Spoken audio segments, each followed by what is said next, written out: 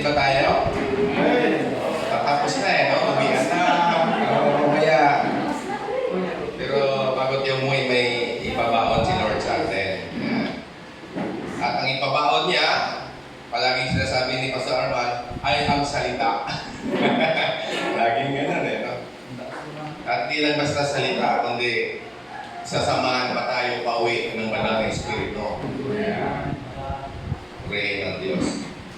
Okay, tingnan ko muna yung memory nyo kung okay pa. Di ba nangaral si Paul doon sa yung journey niya, no? Yung last missionary journey. At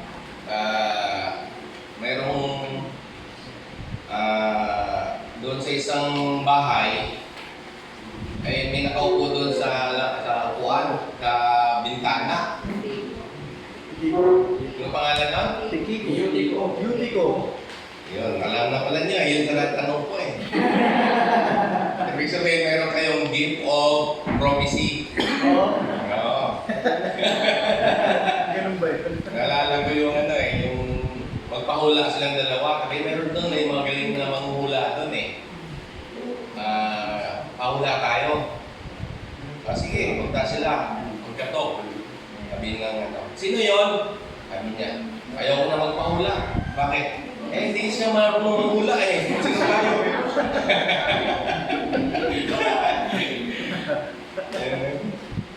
Okay, purihin ng Diyos at nakarating tayo sa dulo. No? Maluwalhating dinala tayo ng Diyos dito. Okay, so parang summary na itong akin sa lahat ng mga tinuro na nakaraan. Kahapon sa last unang araw. At yung pamagat nito ay The Spirit of Truth in the Local Church. Okay. Yan. Okay, yung introduction dito, the topic centers on the Holy Spirit and the truth in relation to the local church in reference to the missionary journey of Paul recorded in the book of Acts. Acts is a sequel of the Gospel to the Gospel of Luke. Both were written by Luke, a physician who traveled with Apostle Paul. Kaya yung kahapon yung sabi ni Dr. Ganibi, tinuro ni Pastor Joseph yung salitang filosofiya. Binago namin kasi yung sulat ni Luke doon kay Theophilo, di ba? Lovers of God. Yun naman ay lovers of wisdom. Kaya kinumbay namin, Theophilosopia. Lover of God, lover of wisdom. Theophilosopia. Kumplito na.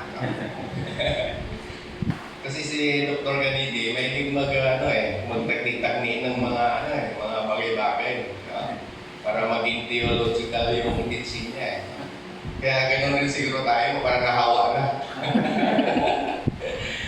Okay, so sabi dyan, both were written by Luke, a physician who traveled with Apostle Paul. The theme of the book of Acts is the Holy Spirit empowers believers to declare the gospel among both Jews and Gentiles. In doing so, they establish the church. The church is the fulfillment of God's promises from beginning of time. Okay, ito yung text na gamitin natin. Ito kasi ay last part na ng journey ni Paul na sabi niya hindi na siya babalik. Kasi marami siyang yung binisita, binalikan niya lahat ng mga churches. At yun nga, nag-stay siya ng minsan mga ilang araw, ilang buwan para talagang marudog na hinihabilin, no, niya sa mga believers doon, mga leaders, kung paano ang pagkilos ng Diyos sa kanila at kung paano ang Diyos ay manatiling tapat, no, sa kanila kahit wala na siya, no? Kasi alam na niya, no, na hindi na siya makabalik. Yan ang kaya nga, di ba, si Eutychus kasi sa matinding pagtuturo ni Paul mula, di ko alam kung tanghali o ano, hanggang ating gabi yan eh. Tingnan mo pag nagturo ng gano'n.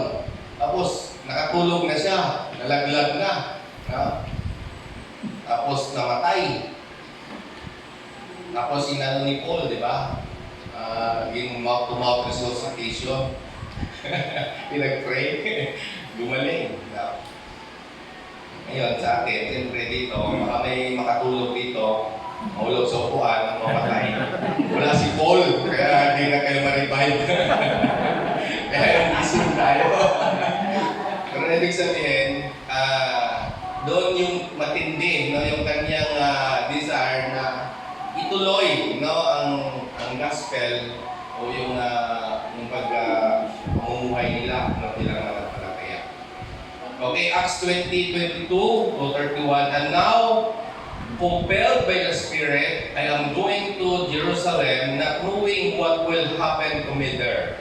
Only know that in every city, the Holy Spirit warns me that prison and hardship are facing me. However, I consider my life worth nothing to me. My only aim is to finish the race and complete the task the Lord Jesus has given me. The task of testifying to the good news of God's grace. Now I know that none of you among whom I have gone about preaching the kingdom will ever see me again. Therefore, I declare to you today that I am innocent of the blood of any of you, for I have not hesitated to proclaim to you the whole will of God. Sa ibang translation, the whole counsel of God. Keep watch over yourselves and all the flocks of which the Holy Spirit has made you overseers. Be shepherds of the church of God, which He bought with His own blood. Know that after I leave, savage wolves will come in among you and will not spare the flock. Even from your own number men will arise and distort the truth in order to draw away disciples after them. So, be in your guard. Remember that for 3 years, I never stopped warning each of you night and day with thirst. Tayo manalangin muli. Humingo po. Panginoon, salamat sa iyong salita. We ask the Holy Spirit to guide our servant and every one of us to open our mind to understand the Word and give us wisdom, God. Salamat in the name of Jesus. Amen. Okay, so in that text we are about to understand that Paul did goodbye to the Ephesians believers. Kasi itong kausap niya, mga Ephesians believers, no? And told them that it was his last visit to them and never see him again because he will go to Jerusalem and his fate is in God's hand. So alam naman ni Paul na kung ano yung maging kapalaran niya, no, doon sa Jerusalem. Then Paul mentioned about the Holy Spirit who guided him in all his journey. Kaya oftentimes dinamarkan ko yung Holy Spirit kasi itong conference natin, kaya nabuong team na ito because our chairman, sabi niya, bakit parang sa church ngayon hindi na masyadong pinapansin yung work of the Holy Spirit. Ayan. So, kailangan ma-aware o mabuhay, no, sa puso at isip, no, ng mga mananampalataya na ang kahalagahan, no, ng Holy Spirit. Kasi ngayon parang ang gumaganap na lang ng Pero lahat ay yung sabi niya, mentoring, yung mentor, which turned out minsan na tormentor. Ako si Holy Spirit ay wala na. No? Kaya saan si mentor ko? No? Saan si family mentor? No? Ano naman sabi ng Holy Spirit? So yun ang naging dahilan kaya nabuo itong topic o yung team na ito. No?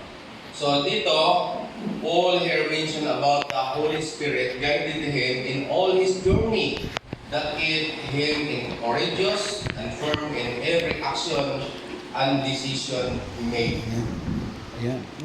Kamisado niya yung bawat pangyayari sa buhay niya. So may pindutan ba? I-reform siya doon sa kanyang mga action and decision. Because in his spirit, through the guidance of the Holy Spirit, yung ginagawa niya.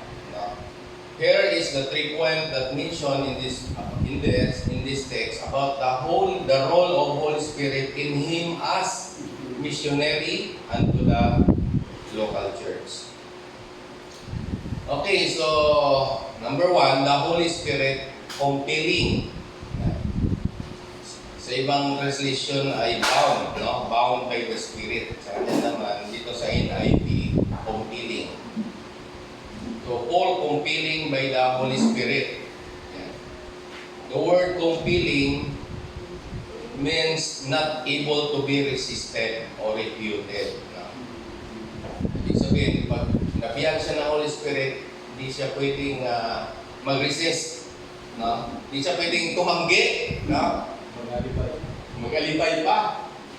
Naalala ko yung director natin noong time na conference din dito. Tapos kinausap si chairman, niya, ikaw mag-opening day, exhortation. Tumanggi ito. Sabi niya kasi nag-aalaga siya ng sabi niya may sakit si Mrs. Hindi ko pwede iwanan. Alibay lang niya yun, pero pwede naman sana. Tapos sabi ko, nawagan ako, ikaw na kasi hindi pwede si Pastor Arman. Sabi ko, bakit ako? Naging bat ako. Naging bat Sabi ko si Pastor Benji na lang kasi tapos na yan sa London Sabi niya, walang pwedeng mag-suggest sa akin kung sinasabi ng Holy Spirit sa akin.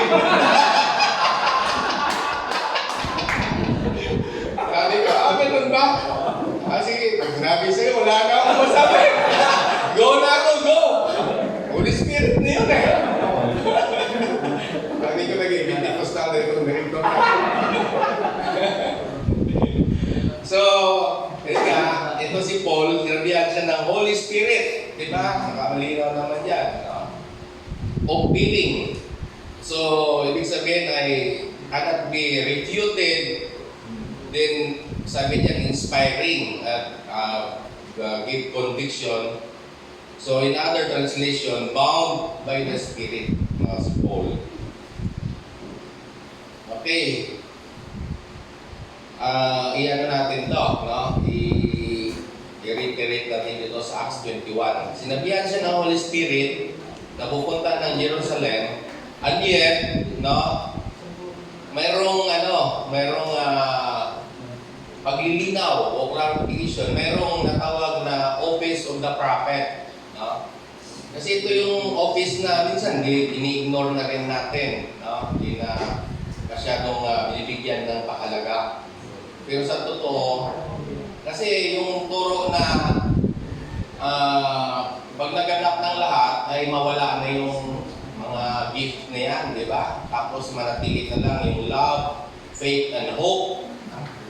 Pero sabi doon sa Ephesians is, pag in the fullness na, madala na sa fullness of maturity, yung mga manampalataya, wala pa Ibig sabihin, hindi pa mawala yung mga manifestation ng gift na yan. Kasi nga, kung pansinin natin, from Old Testament, lahat ng nangyari sa New Testament ay bunga po ng mga prophecy, ng mga prophets. So, kaya naging malinaw no, yung pagka unawa natin sa New Testament because of the prophecy. Ngayon, pagdating sa New Testament, nilagay pa rin ni Lord yung isa doon sa gift yan. Pero hindi na masyadong ginagamit kasi nga minsan ay ano siya, parang misuses, no?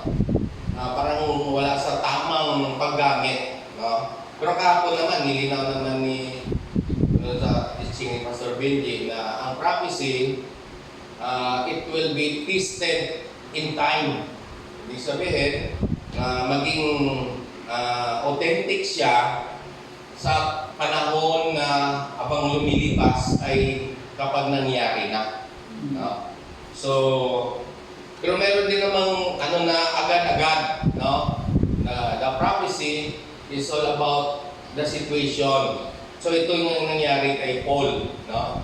So, pinumpil siya ng Holy Spirit na pumunta ng Jerusalem, pero mayroong isang propeta na parang nagbigay ng babala, parang sinasabi huwag kang tumuloy, no? Kasi mayroong mangyaring hindi maganda sa iyo. So Acts 21:10-15, sabi diyan, after we had been there a number of days, a prophet named Agabus. Yan. So of course nasa Old Testament order pa ito si Agabus, propeta. No, wala pa yung New Testament eh. No, actually, hindi pa nabuo.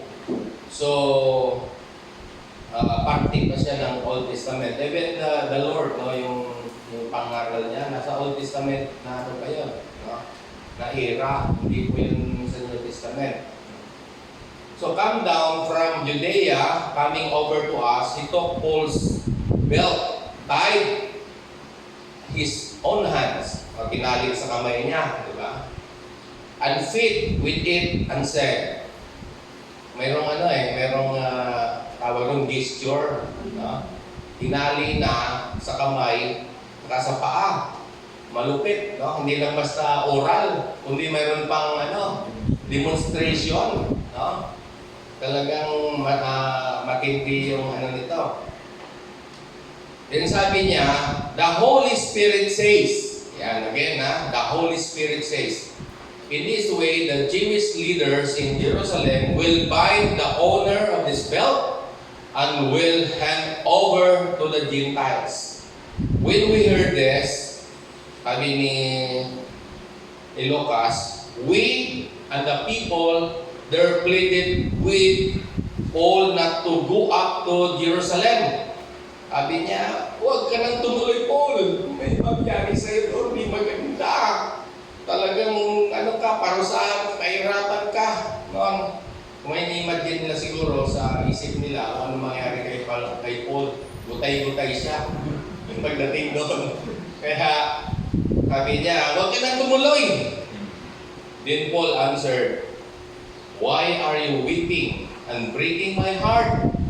I am ready not only to be bound, but also to die in Jerusalem for the name of the Lord Jesus. When we would not be dissuaded, we gave up and said, the Lord will be done. After this, we started on our way up to Jerusalem. Okay, so tingnan natin, no? What is the understanding of believers in that moment and how we evaluate the situation? Agabus, a prophet, gifted a word of prophecy. Of course, by the Holy Spirit, given to him. He took belt of Paul and tied his own hands and feet to demonstrate what will happen to Paul in Jerusalem. So, ito yung arguments natin ngayon. How the Holy Spirit word to Paul and prophecy of Agabus will be reconciled. Pwede ba yung magkontrahan yung sinabi ng Holy Spirit kay Paul, saka yung Holy Spirit doon kay Prophet Lobos. So, paano natin yan i-reconcile, no? Minsan mayroong tayong ganyang mga sitwasyon, no? Na may ginagawa Diyos sa atin, pero dahil delikado, huwag ka nang tumuloy, pastor. Hindi, huwag ka na tumuloy, papa. Something. Nakita namin na mayroong mangyayari sa'yo diyan, ganyan. Eh, ang sabi sa kanya ay ang Holy Spirit. Paano natin yan? Okay, so paano natin ma-reconcile yun? Kasi concerned sila sa welfare mo as their loved ones. Pero ikaw naman, concerned sa calling mo as God's servant. Amen. So paano mo yun itugma yan? Okay, liliwanagin natin. In light of this passage, we need to consult our modular PTC training module 1. kaya tayo mayroong meron tayong PTC training na nagbibigay sa atin ng linaw ng mga katuruan. Parang Supreme Court ruling. Okay, consult tayo sa General Principle of Interpretation, rule number 3. Saving faith and the Holy Spirit are necessary for us to understand and properly interpret the Scriptures. So, ibig sabihin, saving faith and the Holy Spirit. Pag sinabing saving faith, yung manampalataya tayo, naging manampalataya tayo. So, ibig sabihin, merong ng Holy Spirit sa atin. No? Kasi kung natural man, believers, hindi niya maintindihan. Pero dahil manampalataya tayo, ano ba ang status natin? No? As believers, we are possessing the mind of Christ, sabi ni Paul, di ba? And the Holy Spirit, no, give guidance, are necessary for us to understand and properly interpret the Scriptures. Then, theological principle of interpretation, pag hindi pa rin maintindihan. Rule 23, when doctrines taught in the Bible appear to be contradictory. Ito, parang contradictory tingnan, no? Sabi ng Holy Spirit kay Paul, go. Sabi naman ng mga believers doon sa Ephesians, stop. Stop and go. Doon na lang yung di ba, yung stop and go, green, tsaka pula. Di doon na lang sa kulay orange na lang tayo. Parang gitna, no? So, accept both as scriptural in a confident belief they will resolve themselves into a higher level, in a higher unity. Okay, dahil aral naman tayo ng PTC, natin yan to. Iintindihin o unawain natin kung ano talaga, i-resolve natin, ano ba talaga ang dapat. Ito yung sagot natin. Wisdom from PTC. The believers admonished or bid Paul not to pursue his travel to Jerusalem. So ito yung kanilang judgment. Huwag ka nang tumuloy. Mamatay ka lang doon. Madisgrasya ka lang doon. No? So they were concerned about the well-being or welfare of Paul. Then they tried to prevent Paul not to go. This is equivalent to love and care for him. Yeah. Ito naman sagot ni Paul sa kanila. Paul clearly explained that the things will really happen and awaits in him as mentioned in verse 23. Kasi nabanggit niya sa verse 23. Sabi niya to, I know that in every city, the Holy Spirit warns me that prison and hardship are facing me. So, ibig sabihin, alam na niya, no? Nasabi na sa kanya yung mga bagay na mangyari sa kanya. Ngayon, hindi alam ng siyempre, mga loved ones, hindi naman sila ang naka-receive ng mensahe. No? Personal. Kaya doon sa module natin, yung personal principle and personal responsibility, nakalagay doon na At saka doon sa 6 issues, di ba? Nalagay doon na yung minsan yung guidance ng Holy Spirit ay personal, no? Hindi ito pangkalahatan. So dahil personal, si Paul, personal niya no, natanggap at siya lang nakaalam no, nung mga guidance na yon ng Holy Spirit sa kanya. Kaya kahit anong sabihin no, nang nasa paligid niya ay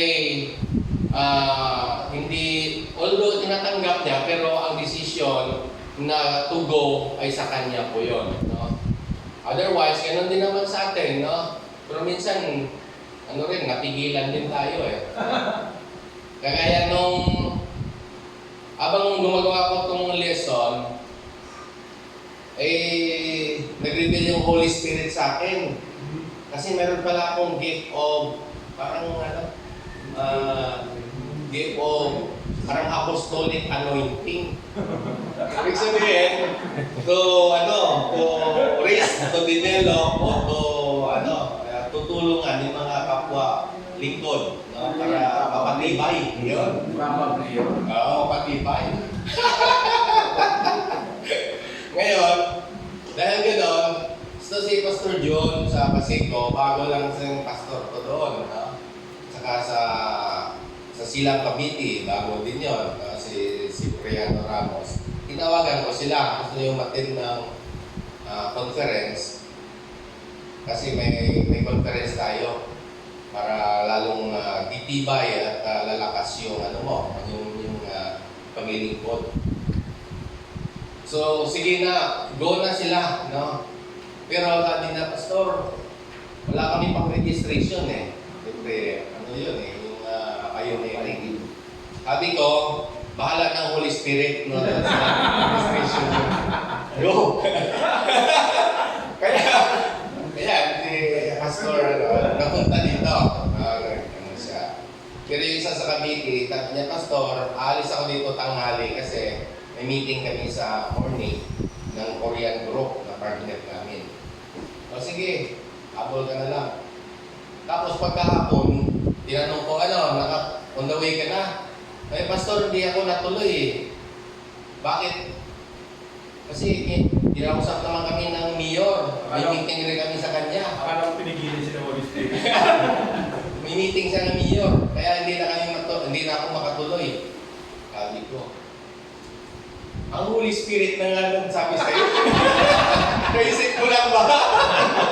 Napumunta ka eh. Meron palang gano'n, no? Maraming mga hindrance, no? Para hindi ka matuloy. Nabi ng Holy Spirit eh. Iyon ay from spiritual. Nasa kanya ay temporal. No?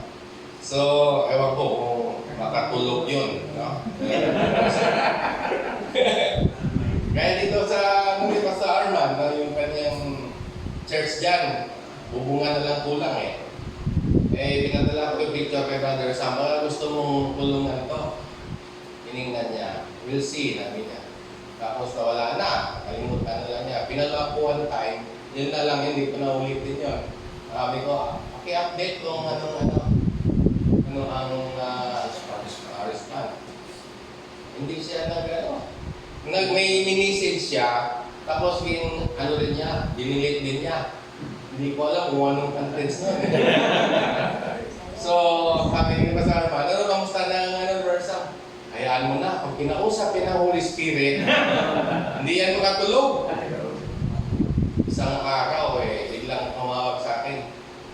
Jeff! Kamusta na yan dito sa Arman? Ayun, naghihintay pa akong wala pang bubong. Sabi niya. Sige, pupuntahan natin. Dala natin. Tapos, yun nga, kinausap na Pastor Arman online. Ito kami. Details ba? Tapos, nung dumating na kami, kinausap Pastor Arman. Sabi, Pastor, isang araw kasi, isang worship service namin, kami worship. Sabi na, Holy Spirit daw sa kanya. Oo. Sabi, kasi sabi niya, meron pa kayo siyang building, yung bahay sa Tagaytay, next year. Sabi ng Holy Spirit sa kanya, nag-share ka naman yan eh. Ibig sabihin, tuloy niya yung pagtulong. Okay? Hindi siya makatulog, hindi siya makapunta dito. So, ibig sabihin, nangyayero ngayon, worth 100,000 yun. Praise God. Nulungan siya ng nadala ni Brother Sam because of the Holy Spirit. Di ba? Testimony yan. Ayun. Oh, di ba? So, kailangan maging, sabi ka Brother Sam, buti na lang, naging sensitive ka sa boses ng Holy Spirit.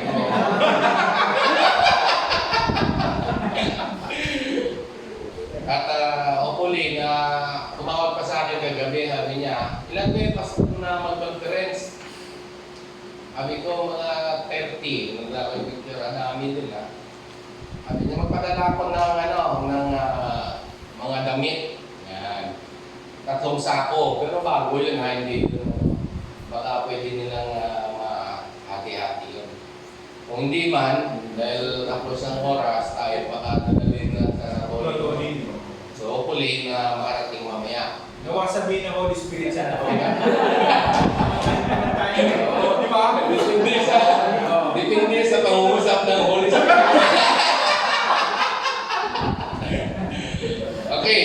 So yan daw, yung tawag na mayroong mga intervention na at minsan ay nakikialam doon sa sitwasyon, which is na ikaw mismo dapat firm ka doon sa pangungusap ng Diyos sa buhay natin. Okay. Tingnan natin to. So Paul clearly explained that the things will really happen and awaits him as mentioned in verse 23. So ito yung understanding natin that Agabus prophecy is not a threat but a confirmation of what the Holy Spirit compelled to Paul. Only the interpretation and judgment of believers that based on emotions that not suited in the things of God. Ano ngayon ang natin dito? Reference natin. Lagay mo nga doon sa Audrey, doon sa reference. Slide next. Tayo na. Sa reference natin, Mateo 16:21 to 23. No? Next pa. From that time on, Jesus began to explain to his disciples that he must go to Jerusalem and suffer many things at the hands of the elders, the chief priests, and the teachers of the law, and that he must be killed, and on the third day be raised to life. So ano ginawa ni Peter? Peter took him aside and began to rebuke him. Never, Lord! Never, Lord! He said. No? Kasi ayaw niyang mapahamak si Lord. Ayaw niyang mahirapan. Never, Lord! Huwag mangyari sa iyo yan. Tapos, overweighted. Overweighted body. Kaya putol yung tainga ng isang sundalo. Kaya sabi ni Lord sa kanya, kasi sabi nga, Jesus turned and said to him, Peter, get behind me, Satan. Si Satanas pala ang sa likod. Kaya lahat ng umahadlang sa plano ng Diyos, si Satanas yun. Kaya ikaw, pag-adlangan mo yung, sabihin mo sa asawa mo, get behind me, Satan. May pinapagawa si Lord sa akin eh. Pupunta kami sa mission eh. Mission na naman. Mission na naman. Get behind me, Satan. Mahirap din,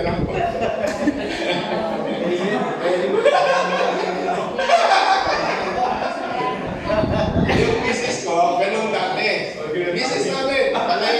Lagi lang din sa PTC training. Ganun to. Tapos, isang araw, sumama namin sa training. Di, estudyante din sila. Nako, hirap sila. Sabi, hirap pala itong ginagawa niyo. Ngayon, ayaw nang sumama. Pero inihanda na yung malang ng mga damit namin. Kinausap ng Holy Spirit. Tapos nakalagay, sana naman ng training nyo. Para may handa na natin. Lahat ng mga preparasyon, budget. Sana naman. Kaya may maganda talaga pag ano na eh, kinausap na eh. Na-compel sila. Ang feeling ng Holy Spirit.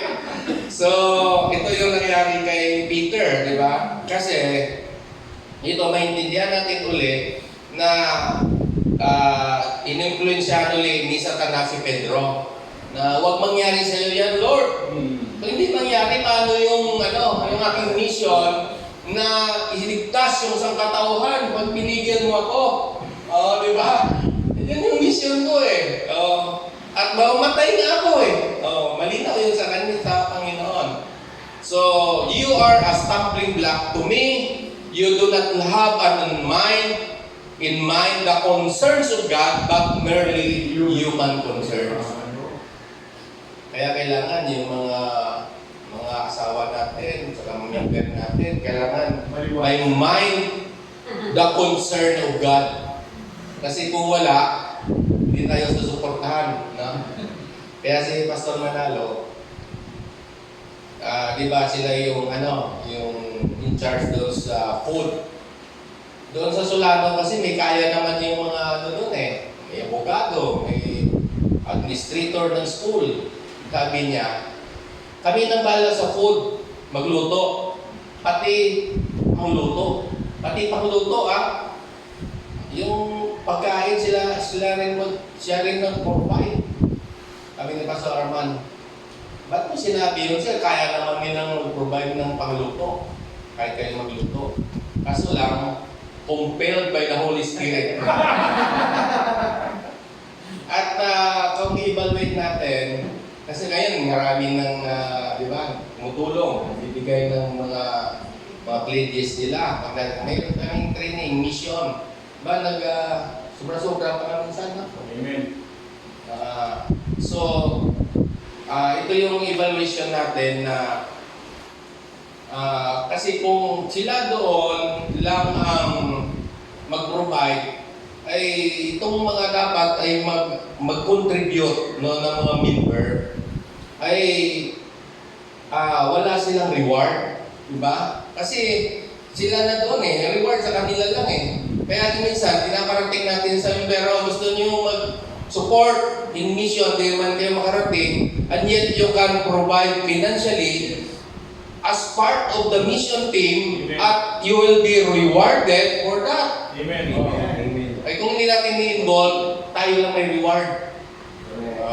Kaya si pastor na lang lahat sikat, no? Bida. So yun yung natin, no?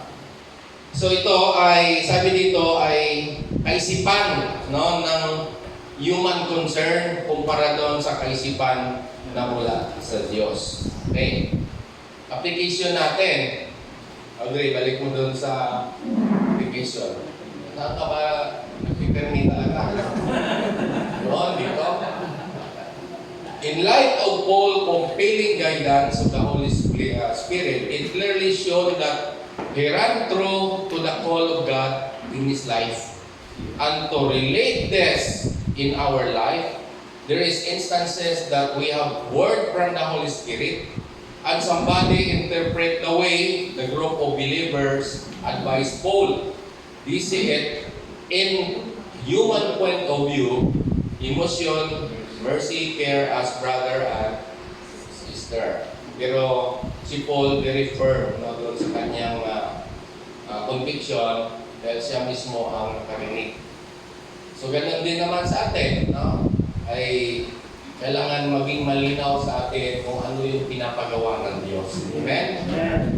Kaya kailangan pa rin ng mga guidance, prophecy, kung hindi man, minsan kasi yung prophecy ay parang lagi na lang yung, thus saith the Lord, thus saith the Lord. Hindi naman ganon, no? Minsan may darating na pupunta lang sa'yo, Brad, ito yung pera, kailangan inausap ko ng Holy Spirit na ibigay sa'yo.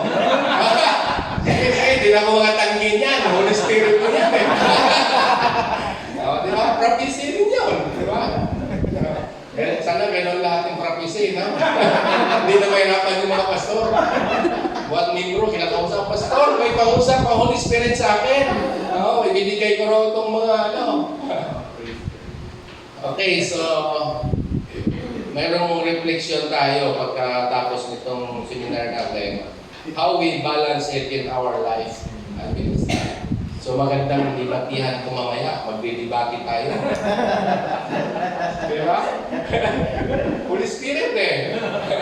Marami tayong experience dito. At praise the Lord. At nililinaw sa atin ito ng Panginoon.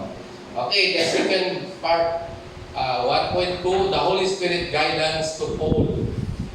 Sabi diyan sa verse 23 to 27. Only know that in every city, the Holy Spirit warns me that prison and hardship are facing me. However, I consider my life worth nothing to me.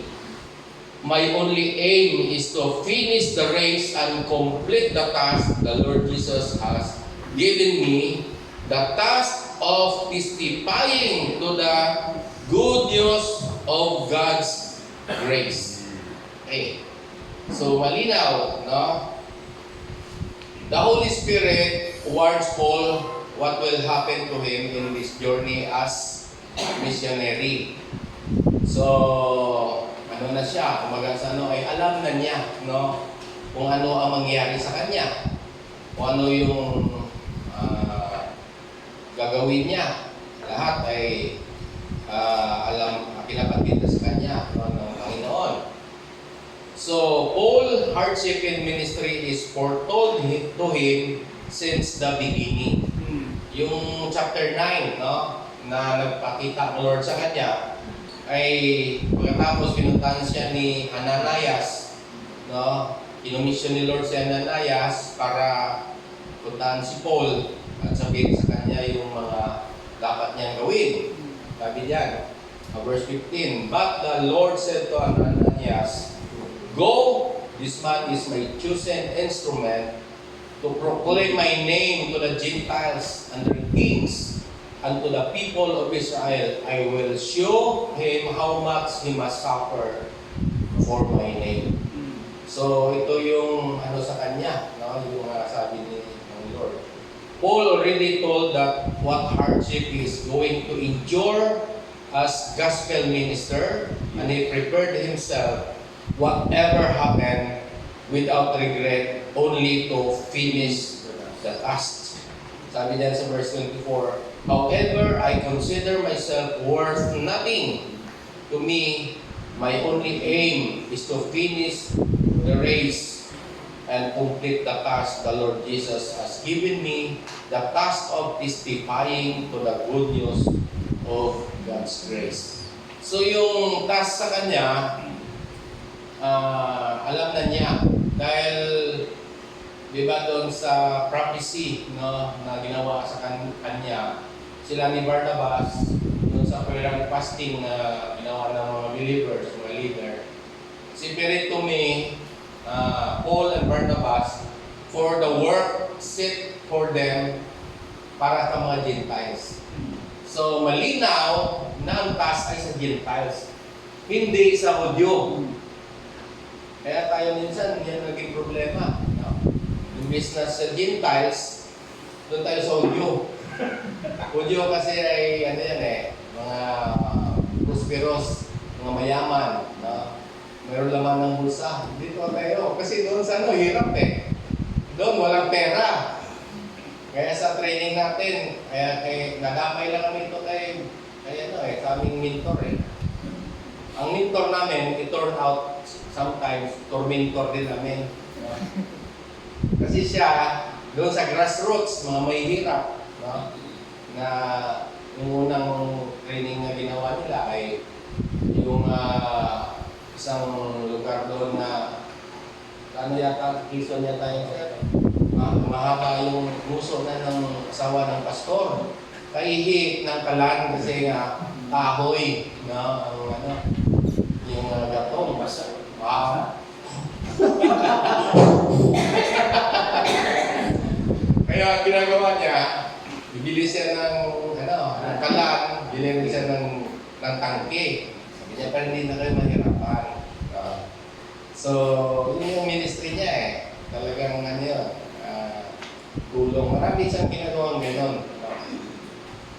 Tapos, Tapos next module ulit, balik. Baka siya, bakit kahoy na naman yung gatong niyo? Pastor, naubos na yung gas namin, eh, wala pang bili. Ganun kahirap na. So, yun yung kailangan nating malinaw, no, yung ating calling. Yeah, yun natin. Application, Paul understand fully the task God assigned him to do that motivate him to pursue him, to keep going whatever obstacles along the way that prevent him to continue even to the point of being in prisons or of death.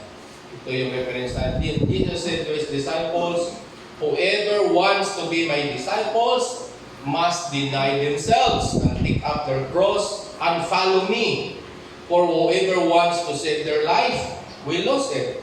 But whoever loses their life for me will find it. What good will it be for someone to gain the whole world yet forfeit their soul? Or what can anyone give in exchange of their soul? For the Son of Man is going to come in his Father's glory with his angels, and he will reward each person according to what they have done. Reward, take note, reward each person according to what they have done. Kaya kailangan maging malinaw sa atin, ano ba talaga ang pinapagawa ng Diyos, no, sa buhay natin. Pag sinabi, ni Saul, no, sabi patayin lahat. Pero instead na patayin lahat, hindi niya sinunod.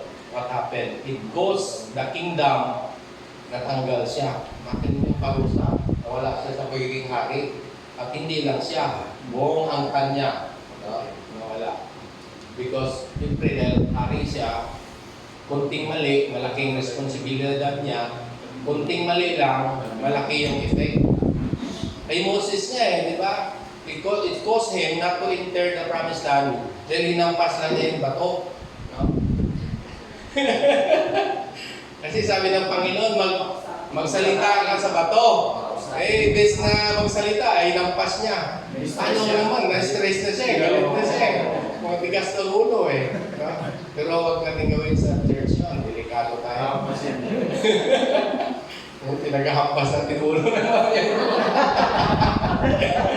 Salitaan lang natin. No? Sabi ng Holy Spirit, tuminaw ka na! So, kailangan natin ang natawag na firm, no, doon sa ginagawa natin. Ano natin yan, no, i-reflect, no, sa buhay natin yung nangyari kay Paul, no? Even to the point of death, ay hindi siya hindi siya napatinan sa mga sitwasyon. Kaya sabi niya, even sa paubaran, panguluman, sa tabak, sa leon, lahat, no? Sabi niya minsan inalagay siya sa isang basket. Balaong basket, tapong doon sa kabilang pader. Sabi niya, pinagpag lang yung dumi sa katawan niya. Makita mo ulit doon sa kabila. Doon nag-preach na naman.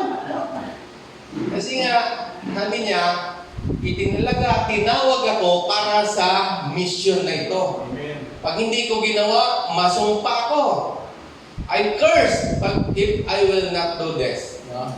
Kaya sa atin, ganoon din naman. Kung malinaw, minsan kasi yun ang gusto nating linawin ngayon. Ano ba talaga ang pagkatawag ng Diyos sa atin na malinaw ba talaga? No? Yung ginagawa natin ay ayon doon sa pagkatawag ng Diyos sa atin.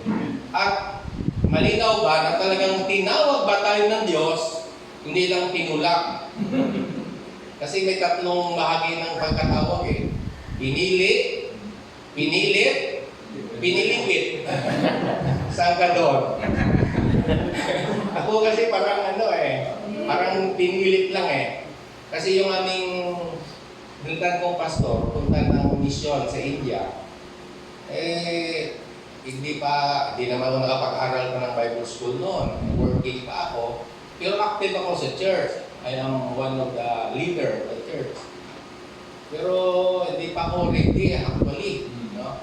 Pero natuloy siya. Pero kinausap talaga ng Holy Spirit yun. Ako, Hindi pa. walang pangungusap sa akin. Kaya naging pastor ako out of need. Yan. Kailangan lang talaga. Punuan yung posisyon. Wala nang mga laga eh. Oh. So, ang tawag sa akin is pastor out of need. So, doon, no? Naging pastor na ako. Tapos, yun na, yun yung... Pero hindi pa malinaw sa akin talaga kung ano yung, yung calling ko, ano pa talaga yung... Kasi, kumbaga sa hindi pa mature enough, no, to understand everything.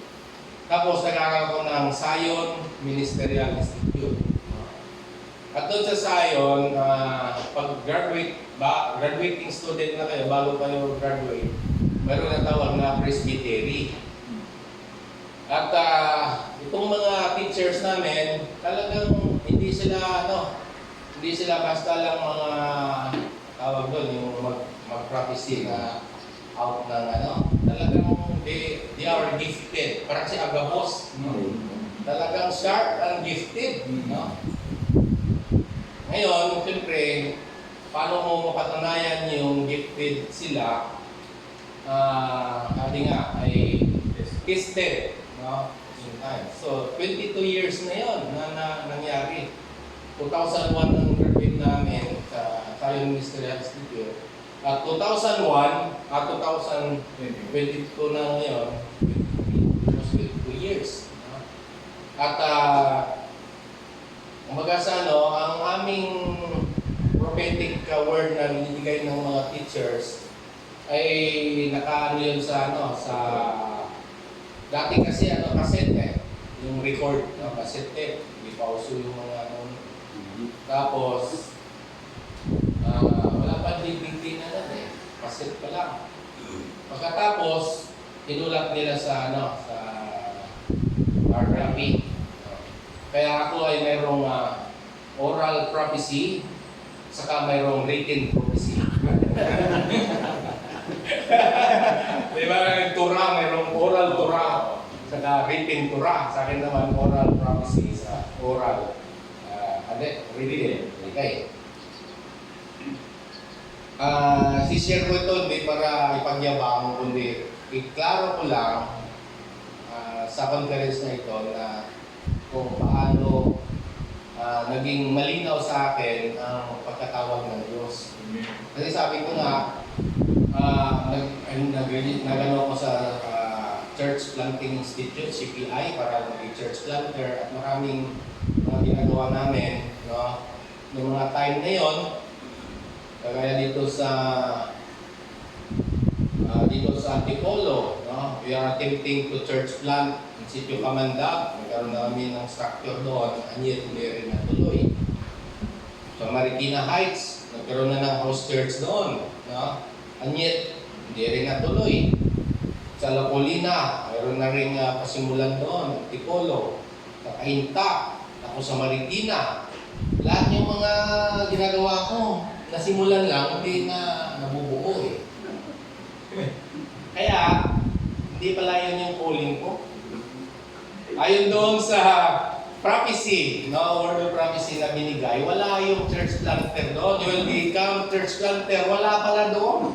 Kaya nirevisit ko ulit at nilinaw ko kung ano yung yung nakalagay doon. Audrey, paki-plus mo yan. No? Ito yung mga kahindig-hindig na mga revelation. Yung isang kanina. Yung isang PowerPoint, Wala yun. wala yun. Yun yung yung mga pinahayag doon sa presbytery na yun. Na lalong luminaw, no? Doon sa ginagawa ko ngayon. Amen. Why I involved in yan. Year 2001, prior to our graduation in Zion Ministerial Institute, we have team of hindi na dito. Team of teachers with the gift of prophecy give prophetic words to all us students. Which is called presbytery. In line to this prophetic word, recorded and cassetted and rewrite in hard copy. So I would like to share my personal account written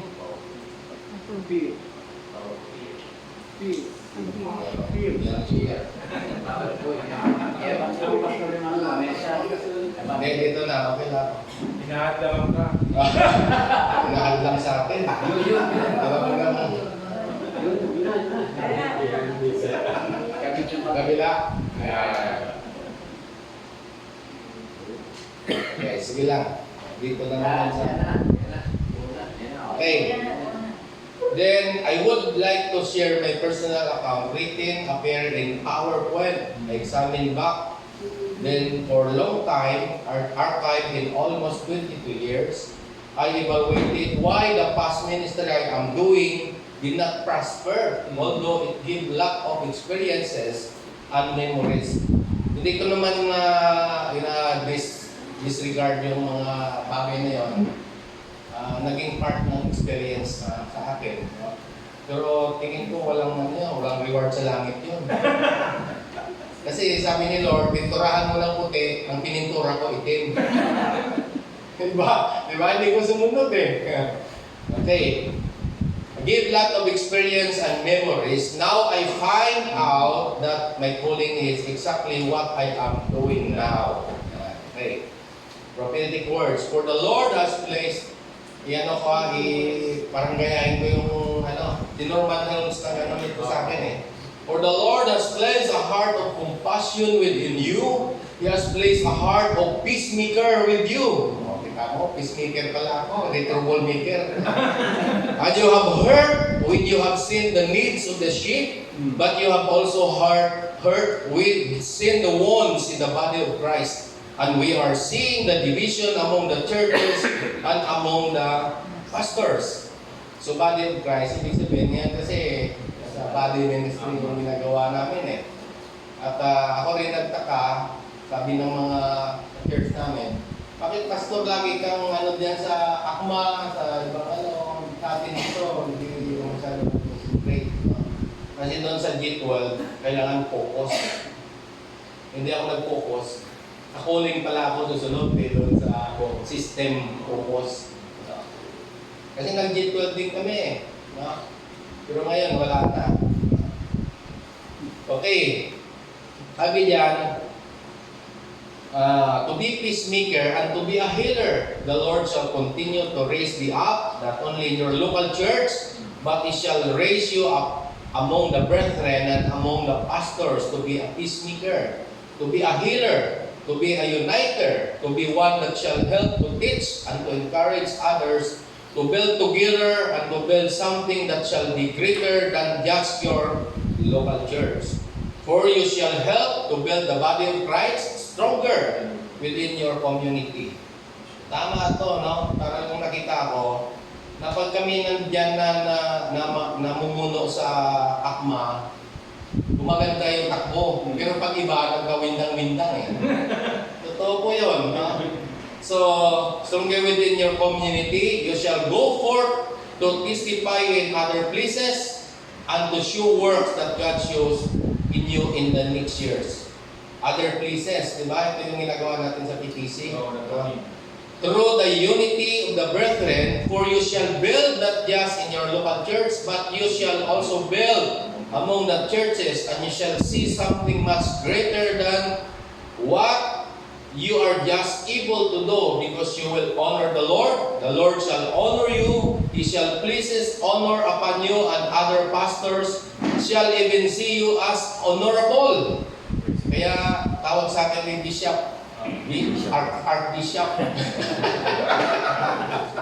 Pero hindi pala yung bishop ang calling ko. Apostle. Dito, ipahayag dito yun. And shall see you as leader, and shall see you as one that they support, and one that they stand with, and that they shall ask to lead for you, to lead and guide them. Yea, as one that shall build the body of Christ, but the Lord would say, as people see the honor of the Lord upon you, as people see you rising in recognition among the brethren. There shall also be brother that shall come with double hearts and with hidden things within them. Yea, local pastors, but also missionaries and people from afar that shall come and say, let us join with you, let us help you, but you shall need to cry out to the Lord your God for discernment, that you will be able to see the snares that are within their money, within their offers, and within their generosity. Yea, that shall see even the subterfuges and hidden things that would seek to compromise and to draw you into path that shall not be of the Lord's goodness and shall not lead good fruit unto good fruit, but the Lord will say, as you would cry out unto me. We shall give you discernment of who to build with, who stand with, who strengthen with, you who to even join with. Kaya pala sinama kami kay Pastor Paul Akman. Hindi kami naka-resist Hindi naka-resist. Kumbaga sa salitang, hindi kami naka-ik. Sabi pa sa Arman, hindi naman natin calling yan Bakit dito tayo? Kanya yun Pero sabi dito, who stand with, who strengthen with, who even join with. Kasi nga, sabi nga ng mga saan pa kami pupunta? Ikaw ang buhay. Ay si Bishop Paul. Siya yung binigyan ng karunungan na i-impart niya doon sa amin. Kaya sa totoo, hindi ako marunong. Bubo nga ako sa isang salita kasi puro 75, 76 ang grade ko nung. Pero pasa pa rin ako. Bakit? Wala akong absent Ibabagsak mo ako. Di ba, Pastor Roy, 100% yung attendance, di mo ko ibabagsak Kaya doon nabagsak yung mga exam ko Kaya 75, 76, di ba? Pero yun yung sabi ni Lord, kay Paul na yung kapahayagan, ibibigay niya doon sa mga mangmang, din sa mga matalino. Kaya sabi, if I am weak, become strong. I am poor, become rich.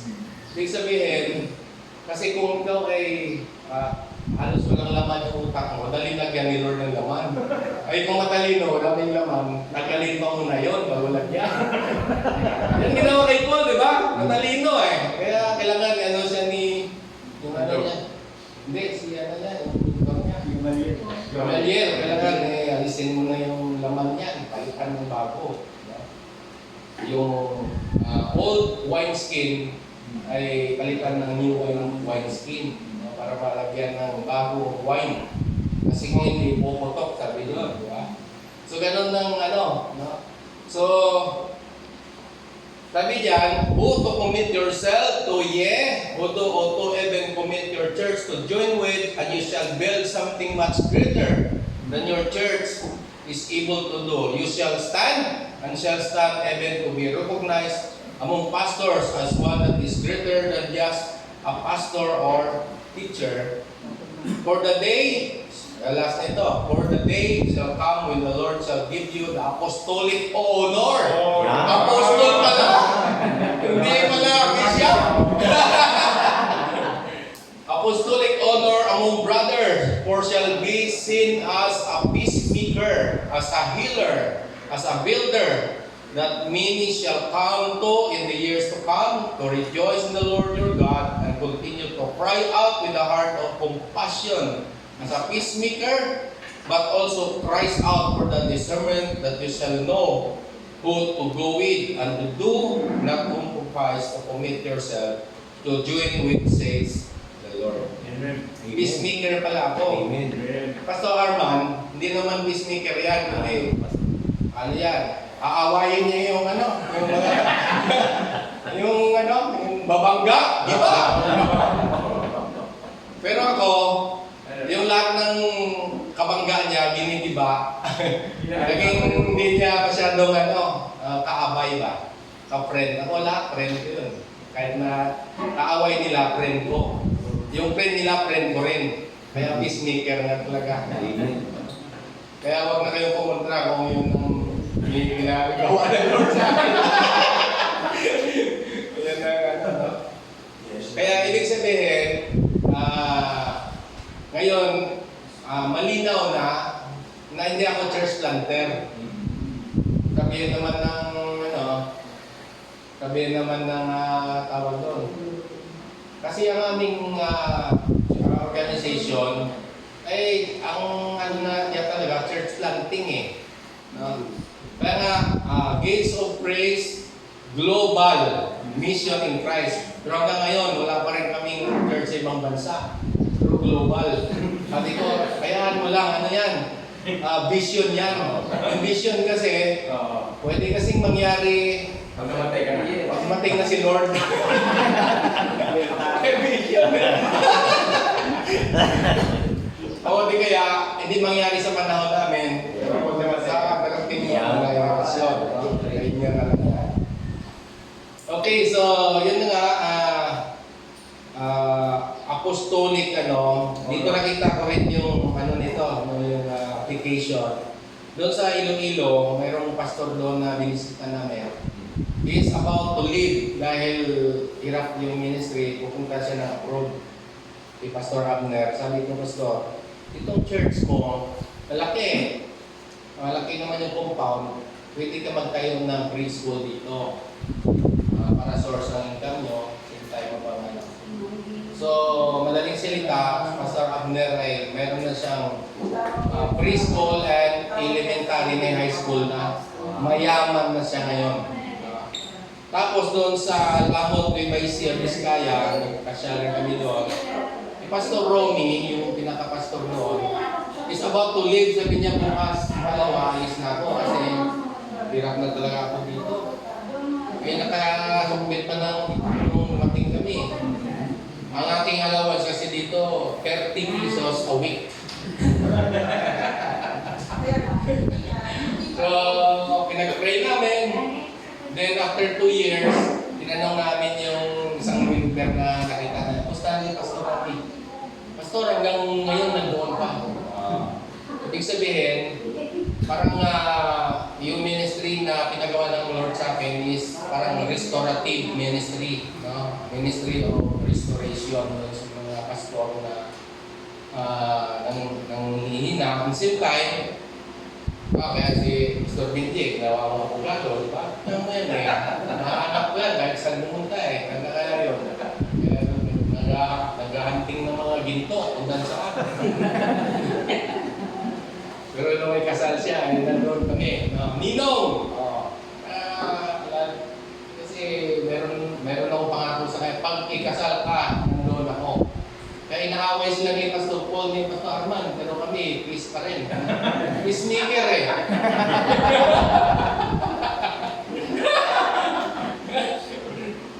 So, yan na Tapos, yun nga yung mga local church na it's about to dissolve, kaya sa Taytay, kasi Pastor Nards.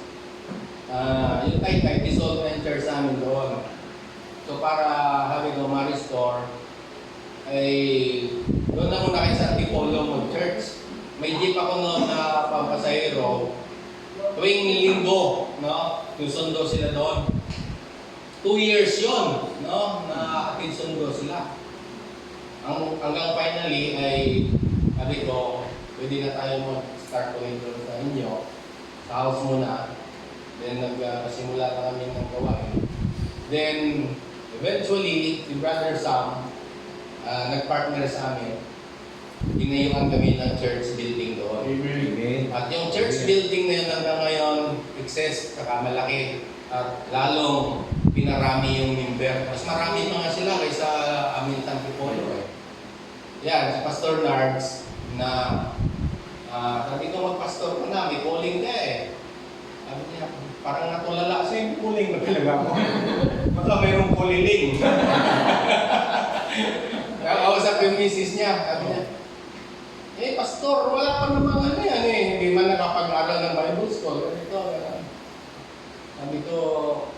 Number one, meron namang Bible School of the Holy Spirit. Natutuwa lang siya doon. Pero meron tayong TPC training, pwede rin mo, undergo ng training. Saka matagal na rin siya, meron siyang karanasan na eh. So, madaling salita, siya nagpastor doon. Then ako ay umalis doon kasi hindi lalago yung church na yun pag nandun ako. Hindi yung tuling ko eh. Naintindihan ko na eh. No? Hindi kaya ng iba na nagpipilit na pastor pa rin yan. Hindi naman pala pulin yan. Kaya imbes na mabuo ang church, nag-divide pa. Kaya ang ministry niya, ministry of division. Mahirap din gano'n. Hindi na buo. Tapos sa Silang Cavite, yung church na ito ay dissolve na rin. Anye, tapos yung group na mayroong ministry doon sila, yung pamangkin ko. Sabi, Pastor, pwede bang buuin yung church doon? Ipa-under na lang ng GOP, ng Gates of Praise. So ngayon, existing na yun, hindi nakarating yung pastor dito. Siya na yung pastor doon. No? So, praise the Lord, no? At mahalaga itong pinapakita sa atin, no? Yung mga pinapagawa, malinaw sa atin kung ano yung gagawin natin, no? Lalo tayong ma-enforce, no? At mapalakas. Kagaya ng, wag lang tayo kagaya ni Joseph.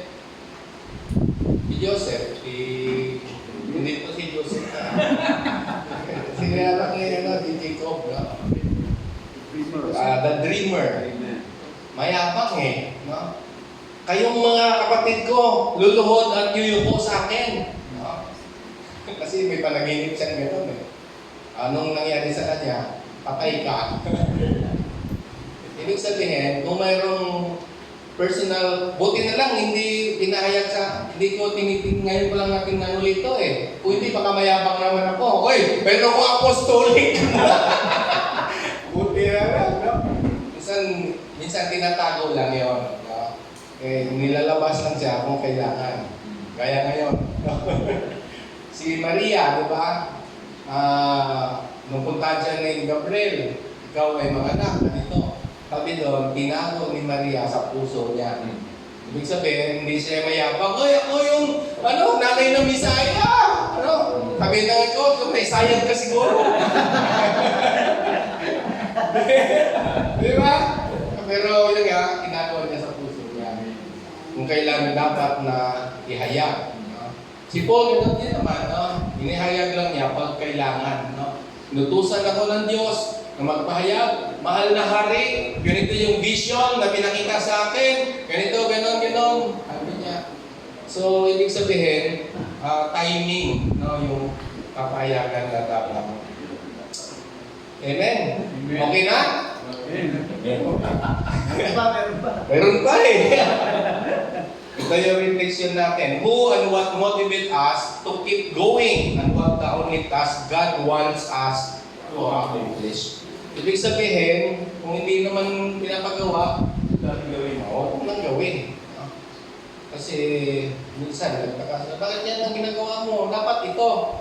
Dapat ang member mo ay mag-G12 ka. Kasi para magkaroon ka ng kotse. Ganyan ka lagi.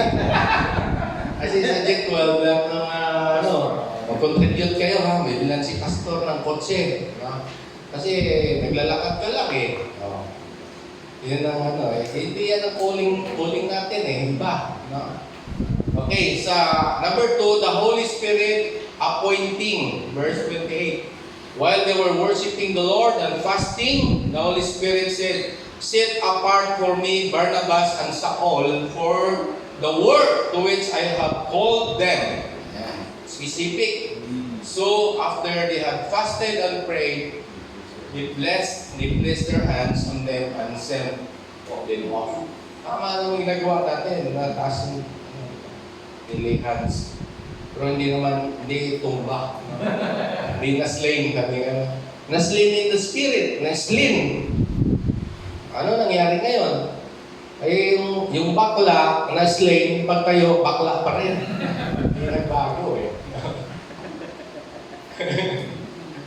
Barnabas and Paul appointed by the Holy Spirit to be a minister to the Gentiles specifically.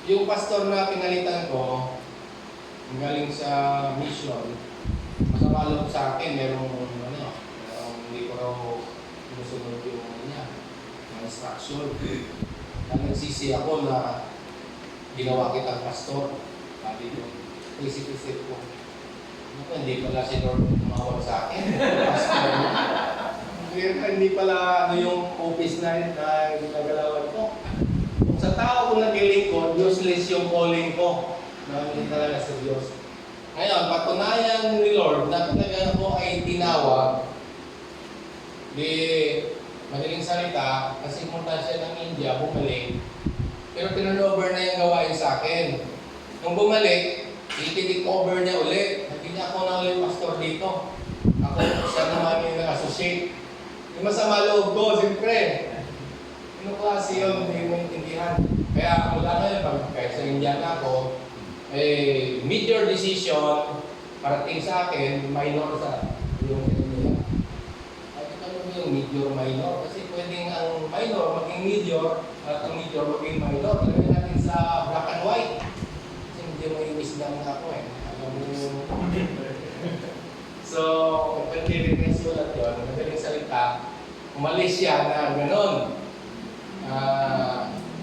mag-stay siya ulit doon kasi mission years yun na mag-stay siya doon. So yung unang punta niya, 6 months, lang yung parang exposure. Pero itong ngayong punta nila, niya sunod, 2 years na. So, malis na siya ulit.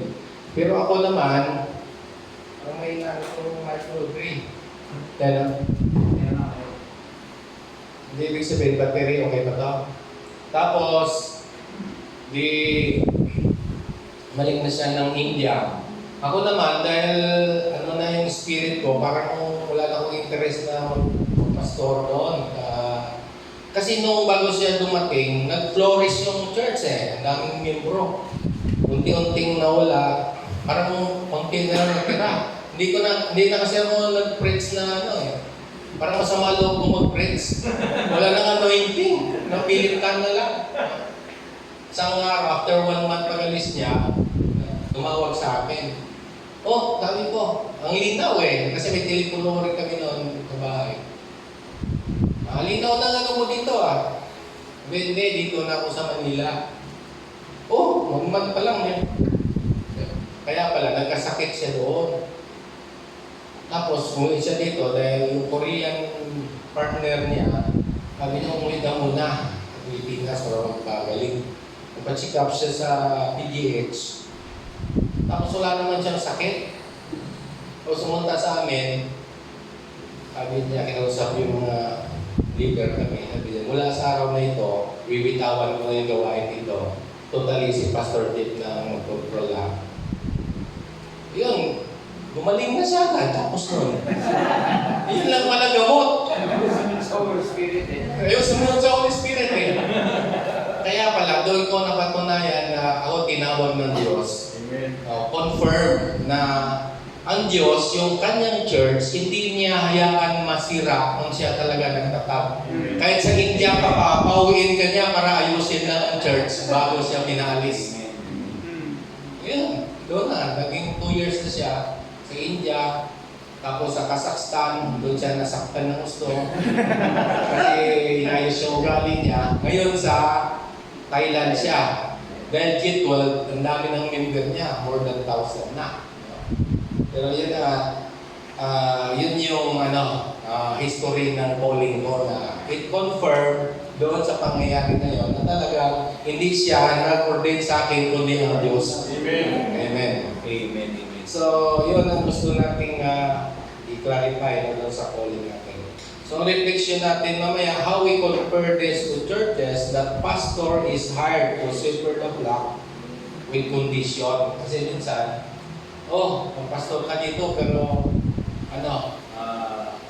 tawag doon, ganito sa Remo, ganito yung kasi mahirap yung sa atin, wala tayong usapin ng kung talaga tinawag ka, gawin mo yung mission, then let the Lord provide the provision. Amen. Amen. Yun yung ating magkano 5,000, sabi ni Lord, gawin kong 10,000 yan. O more pa. Basta gawin mo yung pinagawa ko. Kaya pala, hindi yung kaya maraming pastor ngayon, nahihirapan pa rin. Dahil baka naman, hindi naman sabihin natin na baka hindi yun ang pinagawa ni Lord. Pero pwedeng isa na yun. Pero isa naman, pag pioneer kasi, pag bago kang pastor, talagang dadaan ka sa harvest, refining fire. Talagang hindi pwedeng maunlad ka kaagad. Kailangan ang mga pagsubok at mga journey na pagdaanan natin ay yun ang magdala ng maturity sa atin. Amen. Kaya lahat ng karanasan natin, kaya sa PTC, madali lang namin makapagturo dahil naranasan na namin lahat yung nakasulat doon sa mga principles. Kaya nakaka-relate. So, ganun yung i-evaluate natin. Okay, last na ito. The Word of Truth and the Holy Spirit in local church. Paul bid goodbye to the leaders of Ephesus and give instructions and keep them aware that there is a group of people that going to do something that one distort the truth. Paul instructions supported by his letter done while he is in prisons. Kaya bang nasa bilangguan na siya, no? Katapos niyang encounter doon sa kay Agabus, punta na siya ng Jerusalem, nabilanggo na siya. Yan ang katotohanan na mangyari sa kanya, alam na niya. No? Kaya wala na siyang regrets, wala nang sama ng loob. Pag nakulong siya, ang tawag niya sa kanyang pagkakulong, I am the prisoners of Christ. Kasi pag hindi, prisoner siya ni Nero, prisoner siya ng hari. Pero dahil ginawa niya ng paglilingkod, kinayagan ng Diyos na mabilanggo siya, I am prisoners with Christ. Ngayon, habang nasa bilangguan siya, kasi kung sa labas siya, hindi siya makasulat Puro siya journey. Ngayon, dahil sa bilangguan siya, nakagawa siya ng napakaraming epistles. Yan pa ang purpose. Hindi, nawala na. Parang battery. Yan pala yung purpose ng pagkabilanggo niya para makasulat sa mga kaya huwag kayong matakot pag nabilanggo kayo. Hindi dahil sa scam nabilanggo hindi dahil sa scam, dahil sa pangangaral kay Kristo. Pag nabilanggo kayo, sabihin niyo doon sa mga kapwa bilanggo, I am prisoners with Christ o prisoners of Christ. Yan. So, yun nangyari sa kanya. Sabi doon ay, while in prison, we noticed that Paul's epistle to Ephesians is full of reminders made up and sent from the leaders in the early church. So, doon yung exhortation niya, church especially to Ephesians intended to encourage and reinforce the unity in Christ of the believers, give instructions, exhortations, and to remain in fighting stance against the spiritual forces. Yan, Ephesians 6, the whole armor of God. Kaya pala sinulat niya ito, kasi yun na mayroong mga tawag doon, savage, mga wolves na mag-distort the truth, sisirain. Kaya pinag-ingat niya talaga at reinforce pa niya ng epistle para lalo silang mapatibay, ma-warningan, at kung mayroong mga labanan, ito yung armor of God, ang inyong gamitin. Mayroon tayong sword of the Spirit, which is the Word of God. Then sa 1 Timothy, the Spirit clearly says that in latter times, some will abandon the faith and follow deceiving spirits, and being taught by demons, such teaching true hypocritical liars whose conscience have been searched with iron. Okay, maraming mga teaching. Kaya ng Operian heritage, narinig niyo yun. Maraming mga pastor, even mga kasama natin sa PPC, nandoon na iba. Doon sa Mindanao, ganun din. parang nalim lang. No? Ewan ko, sabi ko yun yung tama eh. Kaya, either na yun yung tama o sila may tama. O tatamaan sila. No? Okay, so, draw away disciples, to watch out their faith, who had been previously followers of Judaism, and those that came in their faith in Gentile and pagan communities, there is tendency to turning away from truth. Kasi yung mga pinanggalingan nila, di ba? At doon pa yung ano ni Diana. Galing sila doon eh. The Galatians, I am astonished that you are so quickly deserted the one who called you to live with the grace of Christ and are turning to a different gospel, which is really no gospel at all.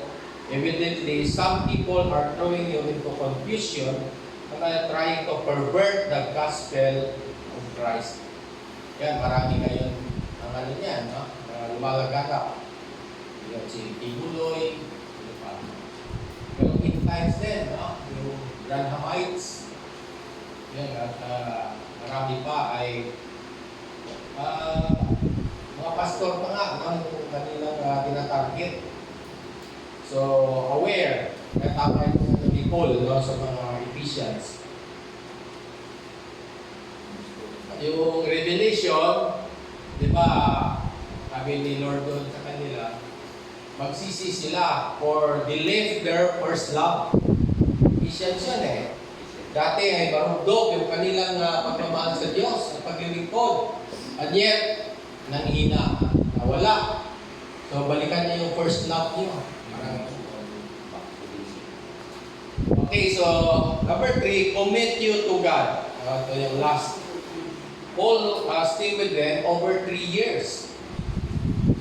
Constantly teaching and watching them and see their progress. And about time that believe moment what will be the outcome of their life. Okay, alis na si Paul. Ano na mangyari sa kanila? Wala nang mentor nila, wala nang teacher, wala nang pastor nila. Pero may leader na si Paul na train doon. No? Pero yun nga, the outcome is sometimes we are hesitant to live because we are not sure the outcome. Ayaw ko umalis. Minsan, dinadahilan kayo. Uy, ayaw ko umalis dahil mahal na mahal ko kayo. Pero sabi ko, iba yung motives niya. Ayaw ko umalis kasi mawalan ako ng allowance. Kasi habang nandito ako, at least meron ko makanggap. Pero yun na nga, alam ni Paul, yung pinagawa ng Diyos sa kanya hanggang doon na lang. No? So, ganun na lang kahigpit yung habilin sa kanila, no? Walang humpay na pagtuturo, paghabilin, para maging matibay sila dahil aalis na siya. No? So, Paul commit Ephesians to the word of grace that build up their faith. So, saan niya kinumit? Hindi doon sa kung sino man, kundi sa word of grace. Ibig sabihin, manangan sila, mapatibay sila sa salita ng Diyos. Sometimes, God permit us to live able for the disciples become dependent on God and not to the Holy Spirit. Mentoring sometimes have only a span of time.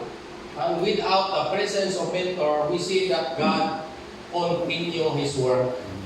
Kaya minsan kasi, yung mentor ay doon lang sila,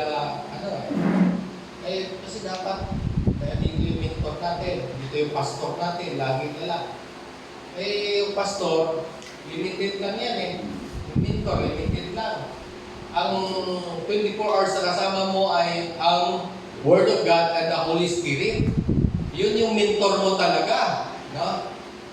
Hindi yung, although ang ministry ng mga fivefold ministry, nagpapatibay. Ang ibig sabihin nun, pag matibay ka na, wala na sila. Ang nangyari, kahit matibay na, doon pa rin sila, Kaya tuloy sabi ni po, epistle ng doon sa Hebrew, sabi niya, tagapagturo na kayo dapat, pero hanggang ngayon, elementary pa rin. Gusto nyo, teaching. Mga baby pa kayo, hanggang ngayon. So, ibig sabihin, it is the test also na hayaan mo, mag-grow siya in itself, pagkatapos mong i-mentor. Subaybayan mo lang ang buhay niya. Sa araw, magkita kayo, pastor ka na pala. Kako, wala ka na, although agree din sa'yo, after the several years na nangyari, pero may ginawa ang Diyos doon. Kaya si Pastor Roy, siya yung facilitator doon sa Pastor Joseph. So nakita sila uli ngayon.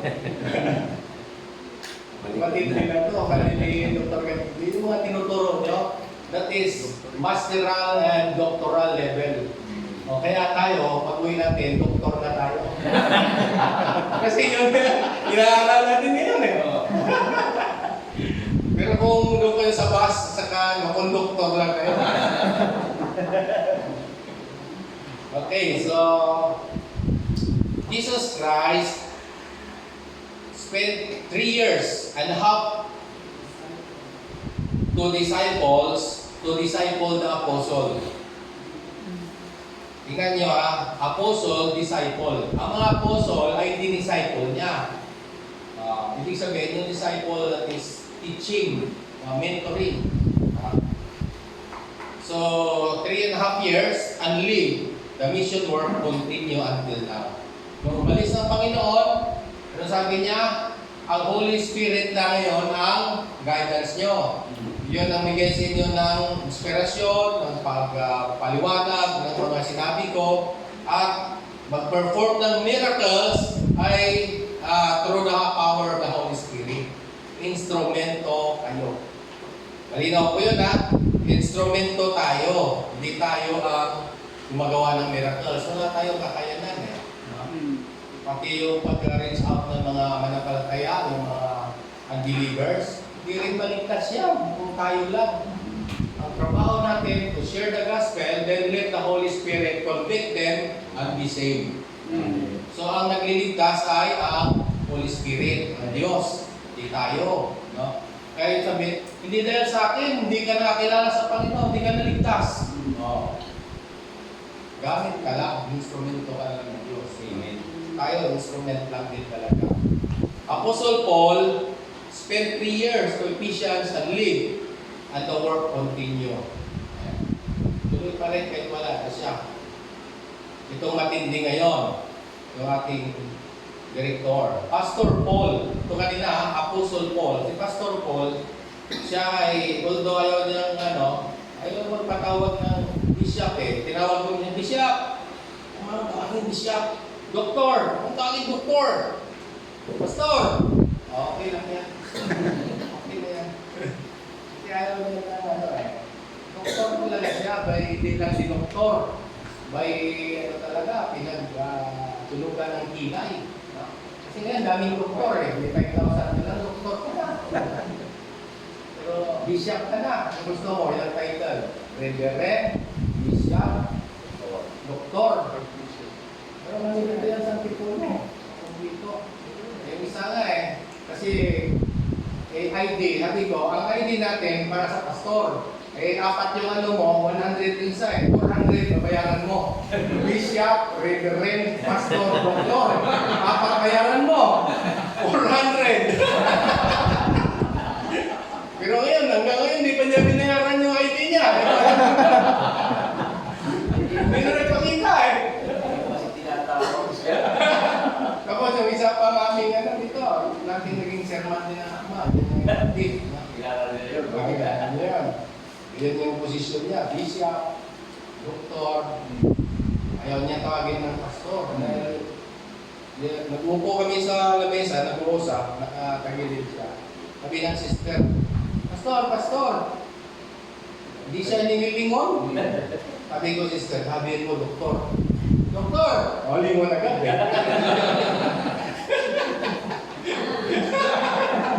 Matindi ka ako Pero ngayon, pag nakita kami, hindi siya obra sa akin. Sabi ko, ako ay apostol. Ikaw, apostol ako. Ikaw ay ano lang, doktor lang. Kala magalit sa akin. Pag naano mo siya, i-unfriend ka niya sa Facebook. Pag nakangatan mo siya, unfriend ka niya. Kaya delikado. So, ito nga, si Pastor Paul spent 14 years to us in PTC kasi nag-start ng PTC 2000. At siya ay lumisan 2014. Hindi ko ginagamit yung word na matay. Kasi buhay pa rin siya hanggang ngayon eh. Lumisan lang, nagliban lang ng lugar, sa langit na siya. Tapos, yan na, after 14 years, to us as PTC facilitator, malis na siya, and the work continue. What happened? No? Sabi nga natin dito ay, sabi nga namin, nawala na yung mentor natin, what happened? Anong gagawin natin? Wala mo lang kabilin sa atin kung anong gagawin. Parang wala siyang yung last will ng testament. O ikaw, Pastor Arman, ikaw nang papalit sa akin. Walang ganun eh. Kung nag-usap na lang kami, by the guidance of the Holy Spirit. Walang po kontra kasi Holy Spirit niya. Ikaw, Pastor Arman, ikaw na munang mamuno ka. Ganyan. Okay. Una na wala to, si Pastor Paul, si Pastor Arman, si Pastor Jet, si Pastor Bento, siya na una eh. Ginawa ni Lord. Ay, ginawa rin to ni Lord.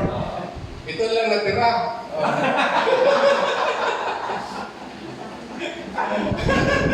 Kaya ito na muna. Pastor Arman, B1, B2. Kaya hindi na ngayon B2, A2. B1, B siya. Siya pa na. Apostle. Biro lang yun, baka sabihin nyo apostol. Okay, so what happened? Atigil na itong natin, yung ating mission. Kasi wala na yung ating director. And yet, siyempre, ang director ay supported yung mga mission work namin. Mayroong mayroong nag-support sa ibang bansa. Kaya mga lakad namin ay supported. Then, nung Pastor Arman nagkaroon ng resources na binigay ni Lord na livelihood, yung sa Sabon ay naging partner na. Ngayon, nung mawala na si Pastor Paul, nawala na rin yung resources kay dun sa ibang bansa. Ituloy pa rin natin at yung kay Pastor Arman na lang ang resources. So yun yung fund namin galing doon sa Pastor Arman adjuster. Pero dumating na yun yung lockdown ngayon sa pandemic 2020. So nag-stop. Pati lahat business, stop. Lahat ng ministry, stop. So after 2 years, kumbaga yung pag-stop ay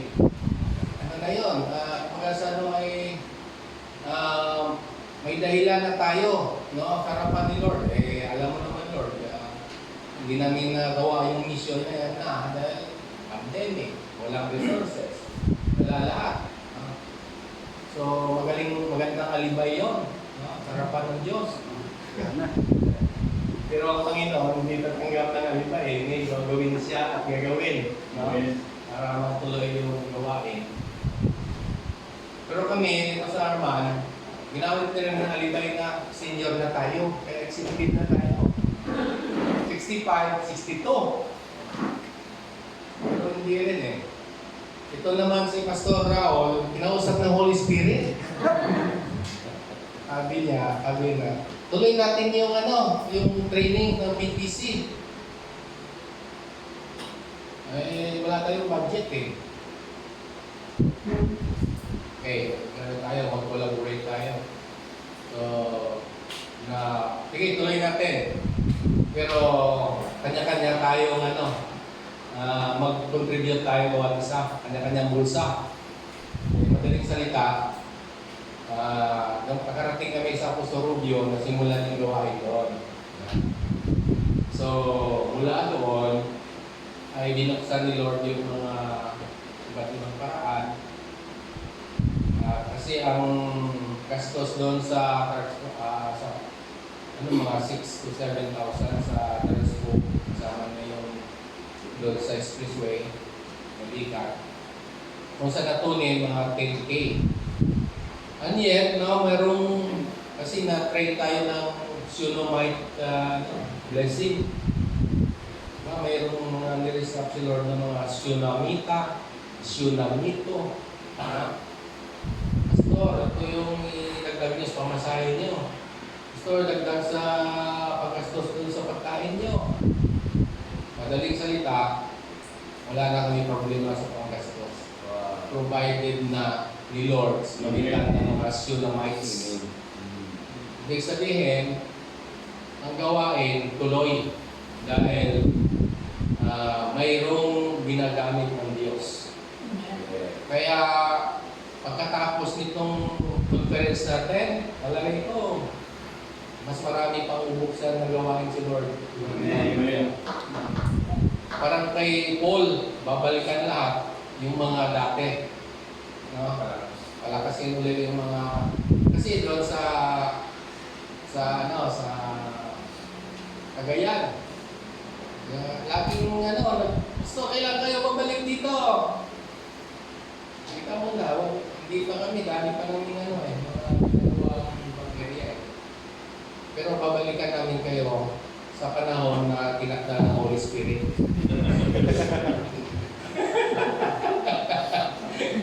Okay, so yun po ang istorya kung bakit hindi kayang pigilan, yung ministeryo na pinagsimulan ng Diyos kung talaga sa Kanya po yan.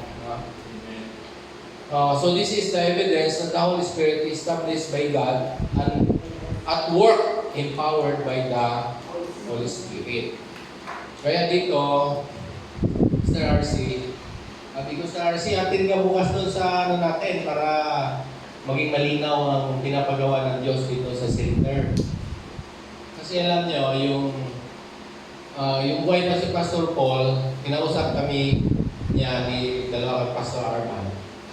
Take note kinausap kami dalawa. Ni Pastor Arman. Sabi niya ganito, itong center, mag-cater tayo someday ng mga family. Hindi lang isa, kundi buong family para sila po ay i-alagaan, i-mentor, whatever. Kami wala na huwag ang namin yan. At niya yan sa puso niya yan Ngayon, itong alaga dito niya, si Mori, lagi lang niya ay pinapalayas. Sabi ko, paano kaya kung pamili na yung tira dito, hindi rin tatagal, yung layas lang din ang layas. Ngayon, dumating na yung panahon, ito si Mori nakapag-asawa. At parang si Jacob, pagbalik maraming anak.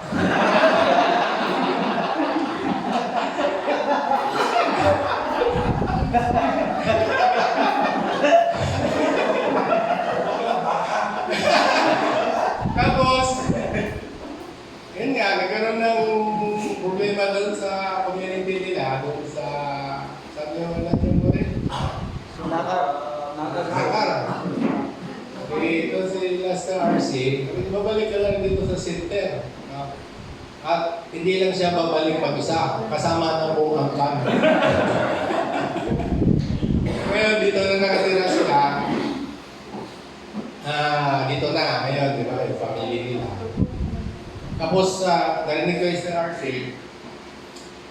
natanong daw siya ni Third, bakit na pinatira mo pa dito sa Lamore? Dito ka ba na stress kasi katanda ka na mag-asikaso pa sa kanila.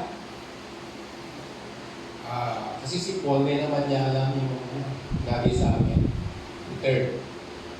Kaya sa araw na ito, naging malinaw na yung sinasabi ni Pastor Paul ay nangyari dito sa pamilya ni Mori kung bakit nakatira dito.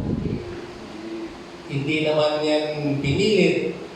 Hindi naman yan kundi nangyari na hindi mo maintindihan at naging malinaw na ngayon na kaya si Pastor Paul ay kinuha mo na ni Lord bago makatira dito ang pamilya. Kasi kung nandito yun, hindi makatira dito. Makapalayasin din naman tayo. So malinaw na ngayon. Kaya walang regret na kung bakit si Mori at ang pamilya nandito. Kaya nag-usap kami kay Pastor Raul. Baka itong mga anak ni Mori, mayroon ka bang anak ng bunso? Lalaki yun? Babae? Ha? Yung isa lalaki? Yung lalaki, maging pastor, future yun. At yung mga anak, mga teacher. Yung iba lahat, supporter. May umintindihan. Paglaki nun. Sila ang next generation. Dahil wala na tayo noong panahon na yun. So ano pangalan nyo? Ano pangalan mo na? Mori Solo? Mori Cirulo. Pero sabi ko, dapat Morris Cirulo. Morris is plural May S. Mori Solo na lang. Walang S. Mori Cirulo. Hindi, evangelist yan, di ba? Hindi lang Mori Siraulo. Iba naman yan. Pero yun na nga, parang tapos na ako, sir.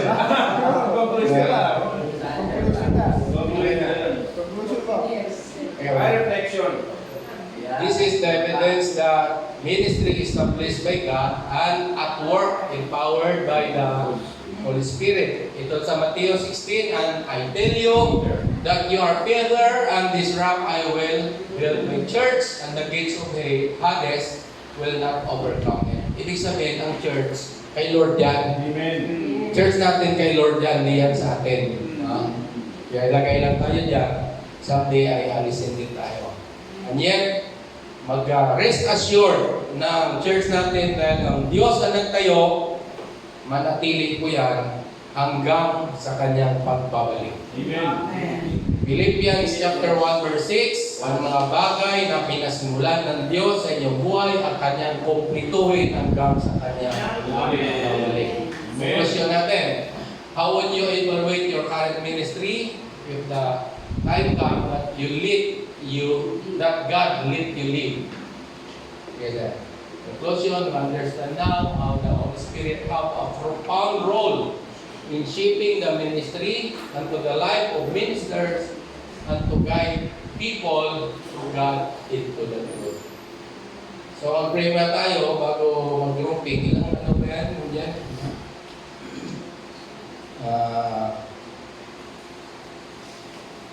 Kanya, yung reflection sa